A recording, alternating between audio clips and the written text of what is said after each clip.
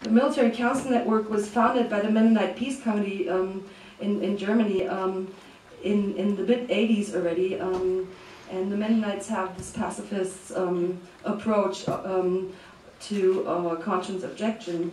And they were starting to work with American soldiers on and off, depending on what kind of war was going on. But they were picking up their work again in 2002, and that's how I got involved in this kind of work. The Military Counseling Network is the only GI rights hotline branch outside of the US, and it still is. So I was working with them for a while.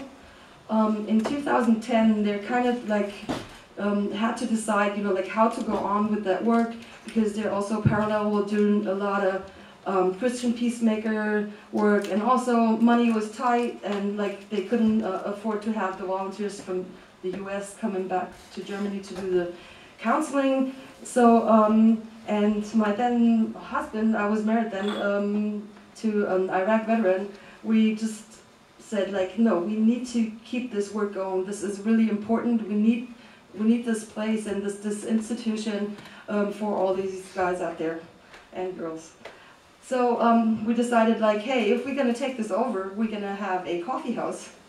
And because I always like thought like the coffee house idea was like really great, and I always wanted a coffee house since I started to do this kind of work. So yeah, so we made like all these plans, and then we had to decide where to go. Because Hannah was closed, and by that time the office was in Heidelberg. Some of you might know Heidelberg, I know Mike does. And so we decided, well, we have to go, if we do it, we have to do it in the belly of the beast. And that is Kaiserslautern in Germany. K-Town, some of you might know K-Town. And yeah, that's where we're at now. But I want to start with why the hell are these Americans in Germany still? I'm a kid of the child of the 80s, and when the wall came down, like everybody was like, yeah, great, Americans, you can leave now. You don't have to protect us from the Russians anymore. Well, that didn't happen. I hope you can see this map a little bit here. I can't see it. Well, Germany is obviously still strategically a very important hub for the Americans. Germany holds the headquarters of the European Command, but also what gets more and more important nowadays is like there's that the African Command is also in Germany, and just in the past several months, we've been hearing more and more about all kinds of things going on in Africa. Not really like that they deploy like large parts of troops over there, but small groups of special forces being sent there, and yeah, it's kind of not totally clear what's going on, but something's going on. And also the importance of Germany is that you have Ramstein Air Base. Kaiserslautern is right next to Ramstein Air Base. That is we're the plane carrier actually for everything the U.S. military does in that part of the world. Ramstein is also important in the sense of that a lot of the drone operations. Ramstein is part of the entire drone operations that go on in Africa. So you have AFRICOM, the headquarters, that kind of decides, like we're going there and we're going there, or we have to look here and there. And in Ramstein is part of like that network of the drone operations. They don't launch drones from Germany yet. At least they say they don't. But in Ramstein, they're actually collecting the images. You have these huge rooms with huge screens where they can actually look at the images the drone sent there, and then these images can get sent to somewhere else, and maybe New Mexico, where you actually have someone sitting with a joystick, and somewhere at AFRICOM like makes a decision: are we going to kill this guy or not? So we're part of that. Also in Kaiserslautern area is the Landstuhl Medical Hospital, That's the largest military hospital outside the U.S. And especially during the times of the Iraq War and Afghanistan, everyone who gets wounded in one way or the other goes via that hospital. So it's a strategic, important place. And they just a couple of weeks ago started to chop down many acres of forest right there because they're expanding that hospital. And if they expand a hospital, you know, like, I guess they're planning on something. Well, yeah, to cut short, so yeah, this is the clearing barrel. Also, the name has a double meaning. You probably know what a clearing barrel is, do you?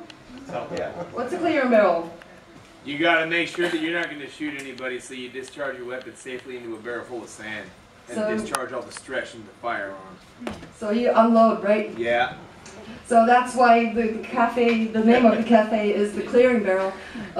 Yeah, like the double sense, you know, people can come and just unload. It's like all the three coffee houses are like run a little bit differently, but basically we do a lot of the same work, the counseling and helping people to get their discharges and or help them to get the VA claims right and so on. But we also have a lot of music shows. There are punk shows and jazz shows and all kinds of shows, and that's like a good method actually to let like have people come in without, you know, like them being afraid of, you know, I'm not going in an anti-war cafe or something.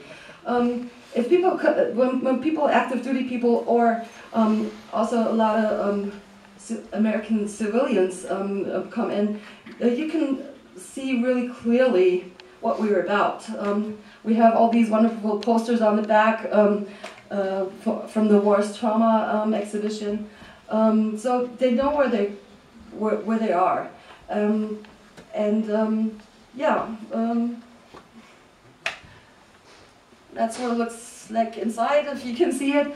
I think one advantage we have is not that we also have the advantage of being in Germany and we can sell beer and things, but it's also a place like we have couches. You know, it's like a lot of people in Germany they go to bars and pubs and you sit there with your friends on one table and you don't move around. But in our place, it kind of like because of the couches.